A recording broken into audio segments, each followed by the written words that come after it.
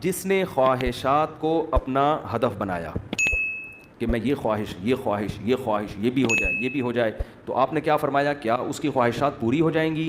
کیا وہ خوشیوں میں آ جائے گا؟ نا نا نا نا نا نا، یہ پیغمبر کہہ رہے ہیں، اللہ کے سچے پیغمبر، وہ کبھی بھی خوشیوں میں نہیں آئے گا۔ فرمایا اس کو کیا سزا ملے گی؟ جعل اللہ من کانت الدنیا ہمہ جعل اللہ فقرہ بین عینیہ، دولت کے پیچھے بھاگے گا نا تو اللہ اس کے سامنے فقر و فاقہ کا خوف رکھ دیں گے۔ سمجھ رہے ہو؟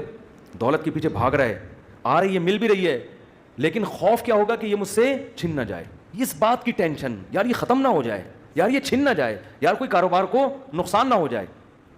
بڑے بڑے کروڑ پتی فیکٹریوں کے مالک آتے ہیں، کہتے ہیں کہ لاشعوری سا خوف ہمیں ستاتا ہے، دنیا کی ہر نعمت ان کے پاس، مگر دماغ میں نا ایک کہہ رہے ہیں ہمیں خود بھی نہیں پتا ہم ڈر کس چیز سے ہیں، لیکن سکون نہیں ہے، ایک لاشعور میں خوف ہے جو ہمیں مسلسل ستا رہا ہے۔ یہاں ایک آئے کئی سال پہلے، سفید ٹوپی، پوری پراپر داڑھی، اور جناب سفید کرتا، بڑے ایسے نورانی چہرہ، اور پکے نمازی تھے، بہت بڑے تاجر۔ مجھے کہنے لگے مفتی صاحب میں ایک دل کی بات آپ سے شیئر کرنا چاہتا ہوں۔ میں نے کہا جی۔ کہنا میں نماز بھی پڑھتا ہوں، روزے بھی رکھتا ہوں، اہل اللہ کی صحبت میں بھی بیٹھتا ہوں، اور لیکن پتہ نہیں میرے دل میں سکون نہیں ہے، میرے دل میں سکون نہیں ہے۔ میں نے کہا آپ فیکٹری کے مالک ہیں، کوئی پرابلم ہے تو بتائیں۔ کہہ رہے نہیں کوئی پرابلم بھی نہیں ہے۔ میں نے کہا آپ کے ساتھ بے سکونی پتہ ہے کیا ہے؟ میں جانتا ہوں آپ کی بے سکونی، آپ کو یہ ڈر ہے کہ اس فیکٹری کا کوئی نقصان نہ ہو جائے، جیسی زندگی ابھی ہے پتہ نہیں یہ ہمیشہ ویسی رہے گی بھی یا نہیں رہے گی۔ تو نماز تو آپ نے پڑھ لی، آپ نے زکاتیں بھی دے دیں، آپ نے روزے بھی رکھ لیے، لیکن یہ جو لاشعور میں خوف ہے نا، اس خوف کا کوئی ازالہ کرنے والا نہیں ہے، کیونکہ آپ کو پتہ ہے یہ شیورٹی، یہ گارنٹی کوئی بھی نہیں لے سکتا کہ تمہیں نقصان کبھی بھی نہیں ہو سکتا، کیونکہ آپ نے اپنی زندگی میں دیکھا ہے بڑے بڑے کاروبار چلتے ہوئے ٹھپ ہو جاتے ہیں، لوگ روڈ پہ آ جاتے ہیں۔ کہہ رہے ہیں بالکل آپ صحیح کہہ رہے ہیں، مجھے یہی خوف ہے۔ میں نے کہا اس خوف کا یہ علاج نہیں ہے کہ آپ اپنے کاروبار کو ہر طرح سے سیو کر لو، یہ تو وہ تو کرنا تو چاہیے سیو، لیکن یہ علاج نہیں ہے۔ میں نے کہا اس کا علاج یہ ہے کہ آپ یہ فرض کر لو کہ یہ چھن گیا آپ سے سب کچھ، ابھی برباد ہو گئی، اللہ نہ کرے فیکٹری میں آگ لگ گئی، اب ہوگا کیا؟ کہ نہیں کیا ہوگا؟ میں نے کچھ بھی نہیں ہوگا، صبح 2 پراٹھے آپ پھر بھی کھاؤ گے، رات کو سونے کے لیے چھپڑا آپ کو گندے نالے پہ یا فٹ پاتھ پہ مل جائے گا، کوئی بات نہیں، انجوائے کرنا، دنیا مسافر خانہ ہے، رہنے کی جگہ بولو نہیں۔ ہماری بیسک ضرورت ہے، جب شدید بھوک لگے، بھوک برداشت نہیں ہوتی ہے، کھانے کو روٹی مل جائے، یہ بیسک ضرورت ہے۔ نیند آئے تو سونے کے لیے جگہ مل جائے۔ یہ نیند ایسی عجیب چیز ہے، آپ اگر نہیں سونا، ایک وقت آتا ہے کہ آپ بچو گے بھی نا تو کانٹوں پہ بھی نیند آ جائے گی آپ کو۔ اب جیسے میرے ساتھ ہوتا ہے نا، نیند نہیں ہو رہی، ایک وقت جب بہت زیادہ جمع ہو جاتی ہے، پھر ہم نہیں بھی سونا چاہ رہے ہوتے ہیں، سو رہے ہوتے ہیں۔ میں ایک دفعہ سفر میں آ رہا تھا، بڑا لمبا بس کا سفر تھا، سونے کا ٹائم ہی نہیں ملا، تو جب ہم سکھر تک پہنچے نا، تو پرانی بات ہے 20-25 سال پرانی، تو میں ایسا سویا ہوں، کبھی اس کے اوپر جا کے دھڑام سے گر رہا ہوں، وہ اٹھا رہا ہے بھائی کیا کر رہے ہیں مولوی صاحب، پھر جب ادھر کو کر دھڑام سے اس کے اوپر گرا، وہ کہہ رہا ہے مولوی صاحب تمیز سے بیٹھو یار، پھر ادھر۔ میں جاگنے کی کوشش کر رہا ہوں، لیکن یہ اللہ کی رحمت ہے کہ جو چیز ضروری تھی وہ اللہ نے آپ کے اوپر مسلط کر دی۔ تو میں نے کہا نیند کا بھی کوئی ٹینشن لینے کی ضرورت نہیں ہے، سونے کی کہیں بھی جگہ نہ ہوئی نا آپ کو، اور جب گہری نیند آتی ہے نا، انسان پہ مسلط ہوتی ہے، بے شک نرم گدا نہ بھی ہو، سونے کا مزہ خاندانی آتا ہے۔ آدمی کہتا ہے کہیں سر ٹکانے کی، کوئی بندے سے کہتا ہے تو خالی ہاتھ یوں رکھ کے کھڑا ہو جا تھوڑی دیر کے لیے، کہیں سر ٹکانے کی ذرا سی جگہ مل جائے، ایسا مزہ آتا ہے سونے میں۔ وہ جو سبزی والا جو میرے پیسے لے کے بھاگا تھا نا، وہ ٹھیلے پہ سوتا تھا رات کو، وہ رات کو ٹھیلے پہ سوتا تھا، اس کو سکون تھا نا، اس کی سکون نہیں تھا اصل میں، وہ تھک اتنا جاتا تھا نا فراڈ کر کے ادھر سے پیسے، تو رات کو آ کے اب اس کو جگہ نہیں ملی، تو میں نے کئی دفعہ دیکھا ٹھیلے پہ سو رہا ہے وہ۔ مزدور لوگوں کو دیکھ لو نا آپ، جہاں جگہ ملے سو جاتے ہیں وہ۔ تو میں نے ان سے کہا کہ ٹینشن لینے کا نہیں ہے، آپ کی بیسک ضرورت نیند ہے، وہ آ جائے گی، کہیں بھی آ جائے گی، بیٹھے بیٹھے سو جاؤ گے، اور کھانے کی ضرورت اتنا رزق اللہ انشاءاللہ آپ کو دے دے گا۔ اور شدید بھوک میں تو میرے بھائی دال میں بھی وہ مزہ آتا ہے جو ایک مالدار کو قورمے بریانی میں آتا ہے۔ شدید بھوک لگ رہی ہو نا، دال کھانے کا اپنا مزہ ہے۔ میں نے کہا دال مل جائے گی۔ پھر کہنے لگے بیوی بچوں کا کیا ہوگا جب اتنی غربت ہوگی، خطرہ ہوگا تو بھاگ جائیں گے۔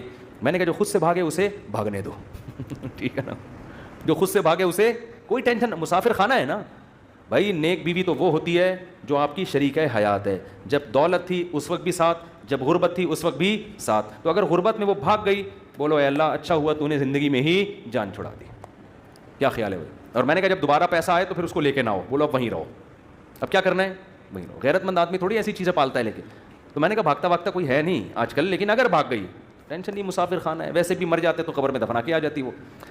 تو کوئی ٹینشن نہ لو میرے بھائی, کسی چیز کی ٹینشن لینے کا بالکل بھی نہیں ہے. ہم مسافر خانہ ہے, ہماری فیکٹریوں کو اللہ نہ کرے آگ نہ بھی لگے تو بھی تو مرنا ہے نا. ارے فیکٹری تم نہیں مرے, فیکٹری مر گئی ہے, زیادہ اچھا ہے. اس سے بہتر کہ تم مر جاتے اور فیکٹری بچ جاتی.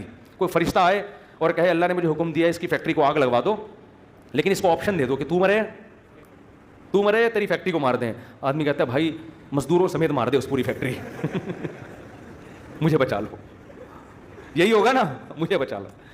تو ان کو تھوڑا سکون ہے. میں نے کہا آپ کا مسئلہ یہ ہے کہ آپ نماز پڑھتے ہیں, علماء کے پاس بھی بیٹھتے ہیں, مگر آپ نے دل میں دنیا کی محبت کے گٹر ابل رہے ہیں آپ کے. ہمارے حضرت فرمایا کرتے تھے بہت سے لوگ ایسے ہیں, بڑی بڑی داڑیاں, تہجد گزار اور جناب بڑے ہر بات پہ درود شریف, لیکن دل میں دنیا کی محبت کے گٹر پالے ہوئے ابل رہے ہیں.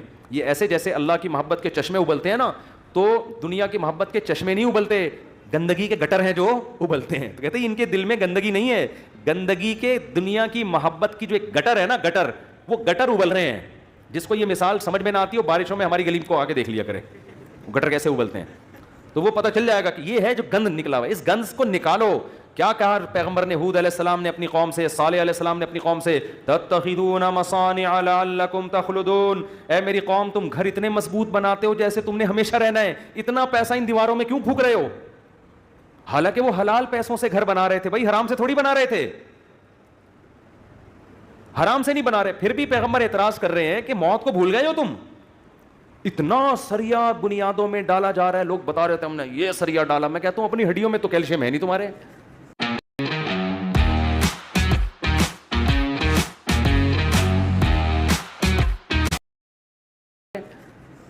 پہلے اپنی ہڈیوں میں سریا ڈالو بھائی, ہڈیاں بوسیدہ ہو رہی ہیں, کھوکھلی ہو رہی ہیں, اور مکان کی مضبوطی پہ انسان فخر کر رہا ہے.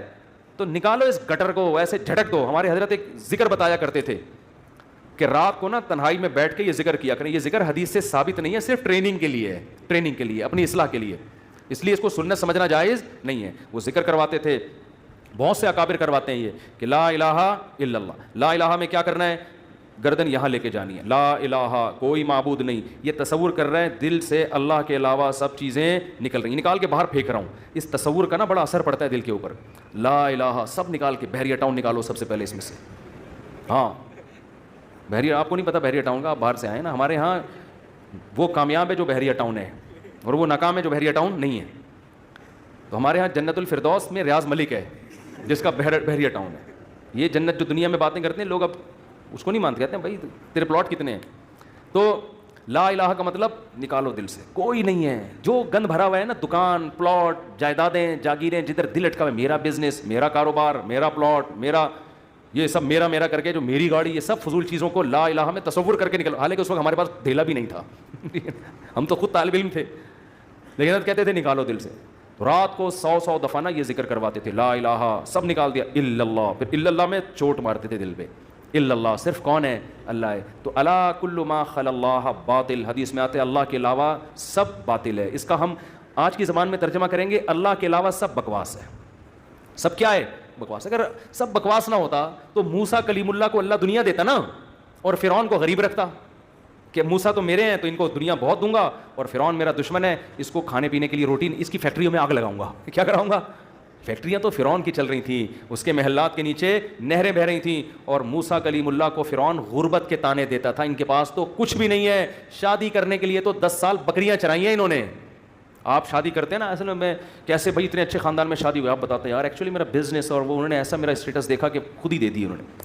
اور غریب آدمی, ابے تجھے کیسے مل گئی, تو کیا کہہ رہا تھا یار کسی کا رکشہ ادھار لے کے گیا تھا میں بتانے کے لیے, وہ بیچارہ فخر کر سکتا ہے.